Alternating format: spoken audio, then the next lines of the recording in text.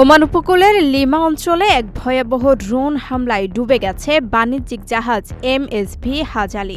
গতকাল হরমুজ প্রণালীর দক্ষিণ অংশে এই হামলার ঘটনা ঘটে। বিস্ফোরণের তীব্রতায় জাহাজটি ব্যাপকভাবে ক্ষতিগ্রস্ত হয় এবং কিছুক্ষণের মধ্যে সাগরে তলিয়ে যায়। সামুদ্রিক নিরাপত্তা সংস্থা ভ্যানগার্ড জানিয়েছে, হামলার সময় ভারতীয় ওই জাহাজটিতে মোট ১৪ জন নাবিক ছিলেন।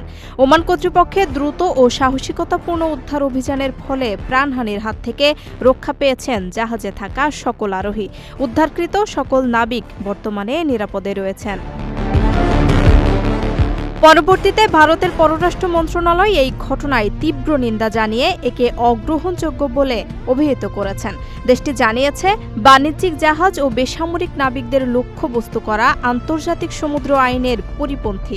হরমুজ প্রণালীর মতো গুরুত্বপূর্ণ নৌপথে চলাচলের নিরাপত্তা ও স্বাধীনতার উপর এই হামলা বড় ধরনের হুমকি। বেসামরিক পণ্যবাহী জাহাজে এমন হামলা থেকে বিরত থাকতে সংশ্লিষ্ট সকল পক্ষের প্রতি আহ্বান জানানো হয়েছে।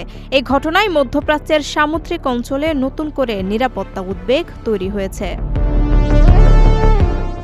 প্রবাসীদের জন্য নির্মাণ হচ্ছে দেশের প্রথম স্মার্ট সিটি, যেখানে থাকছে স্কুল, মসজিদ, হাসপাতাল, সুইমিং পুল, হেলিপ্যাড, পাঠাগার, জিম, সুপারমার্কেট, শিশু পার্ক সহ সকল নাগরিক সুবিধা।